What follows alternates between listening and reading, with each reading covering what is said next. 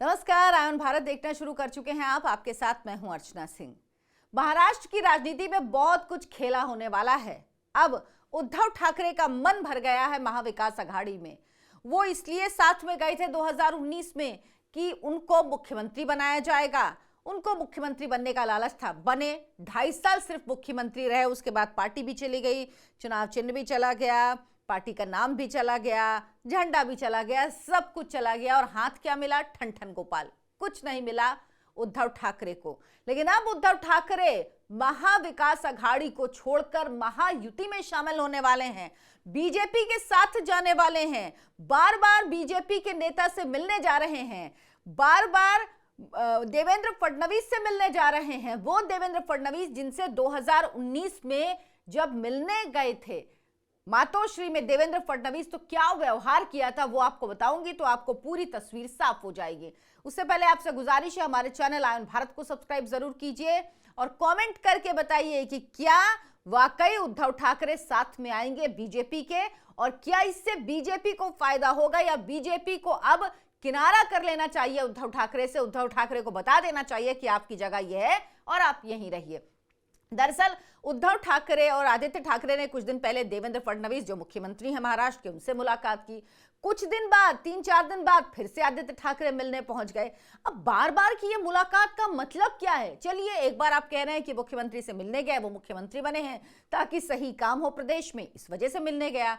लेकिन उद्धव ठाकरे जी, आप वही है ना जब 2019 में अमित शाह और देवेंद्र फडणवीस आपसे मिलना चाहते थे तो आपने अमित शाह से किसी न्यूट्रल वेन्यू पर मिलने से मना कर दिया था।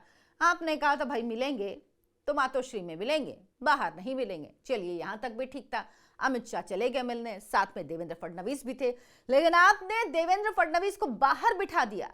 जिस कमरे में आपकी अमित शाह के साथ मीटिंग हो रही थी, आपने वहां पर देवेंद्र फडणवीस को नहीं बैठने दिया। देवेंद्र फडणवीस बाहर बैठे थे और उसके बाद ये मुलाकात हुई, मुलाकात खत्म हुई। अब वो स्थिति है कि बार बार मिलने जा रहे हैं उद्धव ठाकरे, क्योंकि उनको भी सच समझ में आ गया है।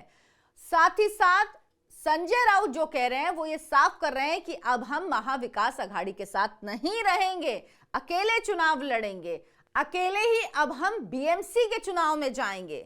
और ये बात खुद संजय राउत ने कही है। कह रहे हैं कि जरूरी थोड़ी है कि हम साथ में चुनाव लड़ें, बीएमसी का चुनाव हम अकेले लड़ेंगे। समझिए, दरअसल बीएमसी का चुनाव शिवसेना के लिए उद्धव ठाकरे की बहुत जरूरी है। बीएमसी वो जगह है जहां से पूरा खाद्य पानी मिलता है शिवसेना को, उद्धव ठाकरे की पार्टी को। बीएमसी चुनाव में हारना वो अफोर्ड नहीं कर सकते हैं। बीएमसी में अगर उनकी सत्ता गई तो वो जानते हैं कि उनके लिए बहुत मुश्किल हो जाएगी, राजनीतिक तौर पर सर्वाइवल भी बहुत मुश्किल हो जाएगा। अभी बड़ी बड़ी बातें कर रहे हैं, कह रहे हैं संजय राउत कि हमें मुंबई में बड़ी अच्छी कामयाबी मिली है तो हम इसीलिए बीएमसी का चुनाव अकेले लड़ेंगे, बाकी पुणे, नासिक और जगह हो सकता है कि हम साथ में लड़ें, लेकिन बीएमसी हम अकेले लड़ेंगे क्योंकि बीएमसी में वो किसी को कब्जा नहीं देना चाहते। क्या उद्धव ठाकरे का मन बदल रहा है? उद्धव ठाकरे जो ऐसा लग रहा था मौलाना उद्धव ठाकरे हो गए हैं।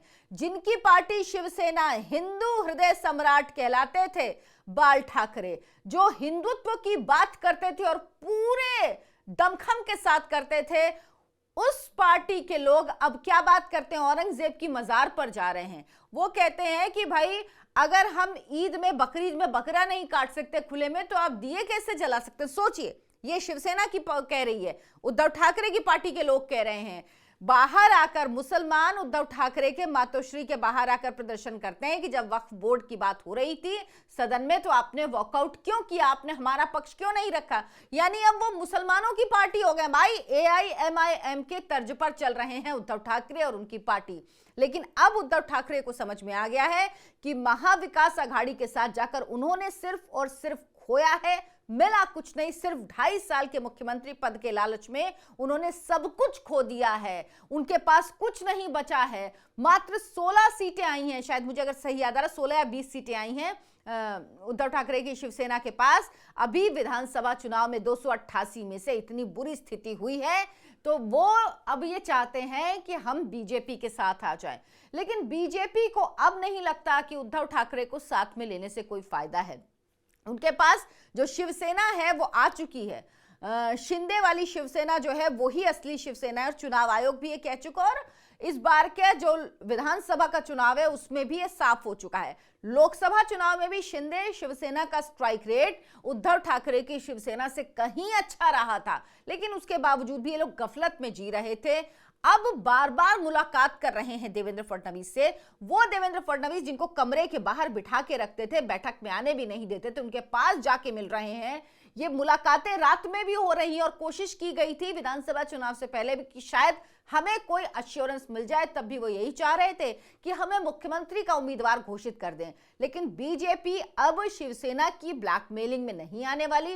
राजनीति में कोई चीज कभी ये नहीं कहा जा सकता कि ये अब होगा ही नहीं, ये संभव ही नहीं है। लेकिन फिलहाल अभी इसकी कोई गुंजाइश नजर नहीं आ रही कि बीजेपी साथ में लेकर आएगी शिवसेना को, फिलहाल अभी उद्धव ठाकरे को। क्योंकि अगर ऐसा होता है तो शिंदे जो हैं वो भी नाराज होंगे, उनको भी मनाना मुश्किल होगा। बड़ा एक दल है उनके साथ में, बीजेपी के साथ में, और बड़े प्रमुख मंत्रालय, अर्बन डेवलपमेंट मिनिस्ट्री भी दी है शिंदे को। तो इसीलिए बीजेपी नहीं चाहेगी कि खटपट हो या फिर ज्यादा खींचतान हो, क्योंकि उद्धव ठाकरे आएंगे तो जाहिर सी बात है उनको लगेगा कि हमारी ही शिवसेना है, हम ही सबसे बड़े हैं। शिंदे के पास भले ही विधायक ज्यादा हो, भले ही कार्यकर्ता ज्यादा हो शिवसेना के, लेकिन हम ही असली शिवसेना है, उनकी ये प्रॉब्लम भी है। लेकिन अब जो संजय राउत हैं, जिन्होंने मुझे लगता है कि पूरे तौर पर उद्धव ठाकरे को बर्बाद करने में, उनकी पार्टी को बर्बाद करने में बहुत बड़ा हाथ है, वो खुद अब चाहते हैं, शायद ऐसा लग रहा है कि बीजेपी के साथ आ जाएं। लेकिन बीजेपी ऐसे कोई संकेत अभी तक तो दे नहीं रही। आप क्या सोचते हैं इस पर कमेंट करके जरूर बताएं। वीडियो को लाइक करें, शेयर करें, ज्यादा से ज्यादा लोगों तक पहुंचाएं और हमारे चैनल आयन भारत को सब्सक्राइब जरूर करें। धन्यवाद, नमस्कार।